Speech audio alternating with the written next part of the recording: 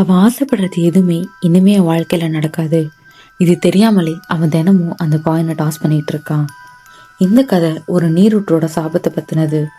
ஒரு வருஷம், அந்த வருஷம் ஃபுல்லாவே அந்த அன்பான காதலர்களுக்கு அந்த பார்க்ல இருந்த ஒரு ஃபவுண்டைன் தான் ரொம்பவே ஃபேவரட்டான இடம்.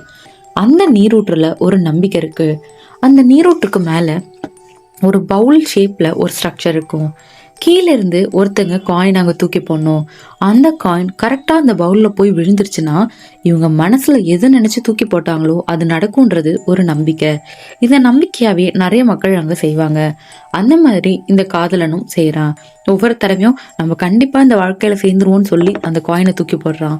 ஃபர்ஸ்ட் எல்லாம் கொஞ்சம் மிஸ் ஆனாலும் அதுக்கப்புறம் அவன் போடுற காயின் எப்பொழுதுமே மிஸ் ஆனதே இல்லை.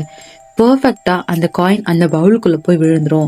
அப்ப அவனோட காதலி என்ன சொல்லுவான்னா, அப்ப நம்ம காதல் கண்டிப்பா ஒன்னா இருந்துரும்ல, நம்ம கடைசி வரைக்கும் இப்படிதான் இருக்க போறோம்னு சொல்றான். அவனும் சிரிக்கிறான். ஆமா, எல்லா டைமும் காயின் கரெக்டா அங்க போயிடுது இல்ல, நம்ம ஒன்னாதான் இருக்க போறோம்னு சொல்லி பேசிக்கிறாங்க. ஆனா காலம் கொஞ்சம் கொஞ்சமா அவனை மாத்திருச்சு. எந்த சண்டையும் இல்ல, எந்த காரணமும் சொல்லாம அவன் திடீர்னு அவளை விட்டு காரணமே இல்லாம பிரிஞ்சு போயிட்டான். அவளும் காரணம் கேட்கல, அழல. எப்படியும் அவ திரும்பி வந்துருவான்னு ஒரு நம்பிக்கை இருக்கு. கொஞ்ச நாளுக்கு அப்புறம் ஒரு ஃப்ரெண்ட் வந்து அவகிட்ட என்ன சொல்றான்னா,